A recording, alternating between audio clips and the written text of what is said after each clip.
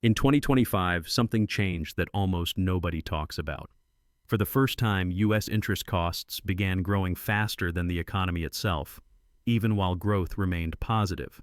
That has never been reversed in any major debt cycle. This is not about the size of the debt. It's about the moment when growth stops reducing the burden. Federal debt moved past $38 trillion, but the number isn't the warning. The warning is that higher output no longer improves the math. It only increases scale. You can see it in public data. Stronger growth no longer brings relief. Higher rates no longer normalize.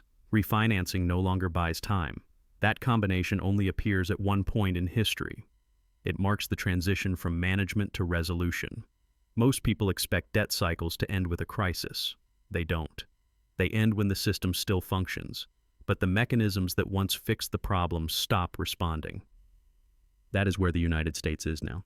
There are only a few ways these cycles resolve. They always follow the same sequence. Once you see the pattern, what comes next is no longer a mystery. A debt supercycle is not a recession, it is not a crisis, and it is not a single policy mistake. It is what happens when debt grows faster than the system's ability to service it, for decades. In the early stages, debt fuels expansion. Borrowing accelerates growth. Rising incomes and asset values make the burden feel manageable. Then the cycle matures. Debt is no longer used to build capacity. It is used to maintain momentum. Refinancing replaces repayment. Lower rates replace discipline. This is where most systems get comfortable. As long as borrowing costs fall, the illusion holds. Debt appears sustainable because servicing it keeps getting easier. Growth doesn't need to outrun debt. Rates do the work. That phase lasted for generations. But supercycles don't end because debt gets too big. They end when the tools that kept debt manageable stop working, when rates can't fall further, when growth can't outrun obligations, when refinancing no longer reduces pressure. At that point, debt stops acting like fuel. It becomes gravity. The system doesn't collapse immediately. It adapts. It stretches timelines. It changes definitions. But the direction is set.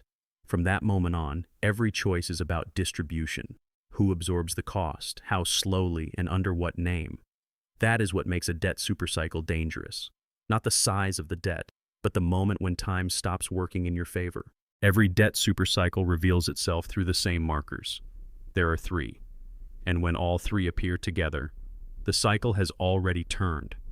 First, growth stops improving debt dynamics. The economy expands, but debt ratios do not stabilize. Interest absorbs the benefit. Stronger growth no longer creates flexibility. That is visible now. Second, debt shifts from fuel to structure. Borrowing no longer builds capacity. It sustains obligations that cannot be reduced. Refinancing replaces repayment as the primary tool. This is not temporary, it is systemic. Third, asset performance diverges from participation. Markets respond. Balance sheets at the top adjust, but wages, savings, and household stability do not recover in parallel. Effort produces diminishing returns. These three markers always appear together at the end of supercycles. They appeared in the late Roman system before debasement accelerated. They appeared in Britain when finance replaced industry. They appeared under the gold standard before convertibility collapsed. The United States now exhibits all three simultaneously. That does not signal imminent collapse. It signals position. We are no longer in the phase where time, growth, or policy restores balance. We are in the phase where the system decides how the cost is distributed, and once a cycle reaches that point, history shows it does not move backward.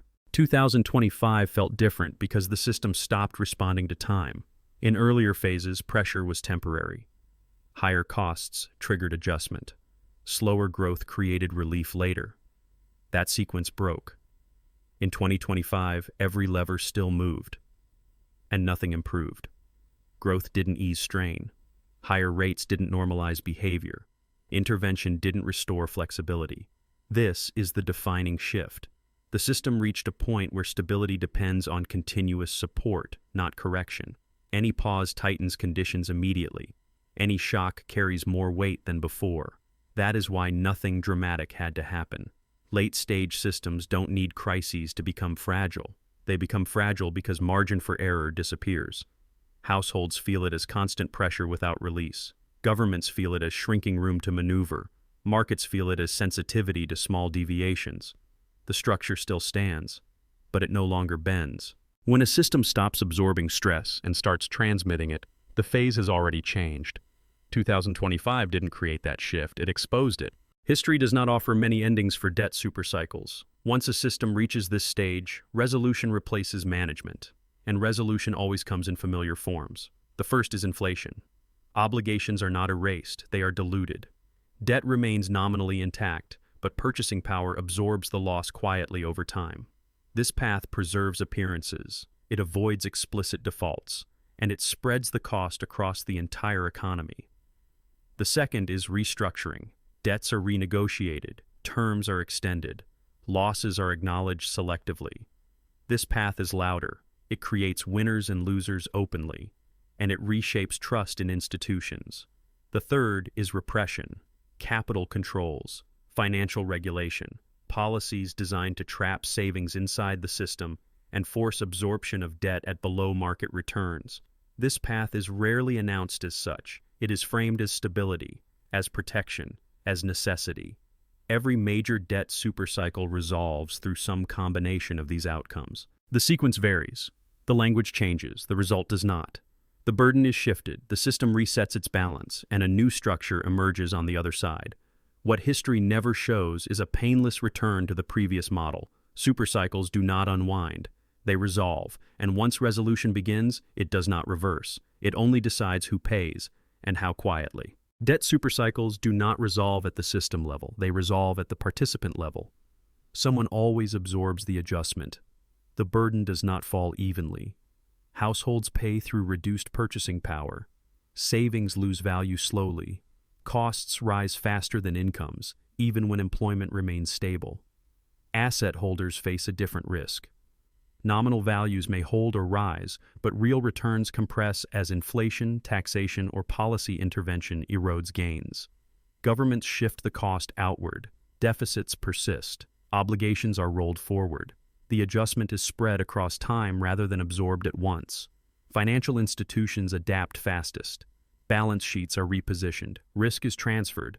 Exposure is managed. The system protects what sustains it. This is why late-stage cycles feel unfair rather than chaotic. Rules are still enforced, contracts still exist, but outcomes diverge. Those closest to leverage, liquidity, and policy absorb less damage. Those dependent on wages, savings, and fixed incomes absorb more. History shows this clearly. Debt does not disappear. It changes hands. The question is never whether the cycle resolves. It is who carries the cost, and whether it happens gradually enough to preserve confidence. By the time that answer becomes obvious, the supercycle has already moved on to its next phase. Debt supercycles are never declared over. They are managed until management stops working. No government announces that a cycle has turned. No institution admits that the model has failed. Doing so would destroy the confidence the system depends on. Instead, language shifts. Problems become long-term challenges. Deficits become necessary support.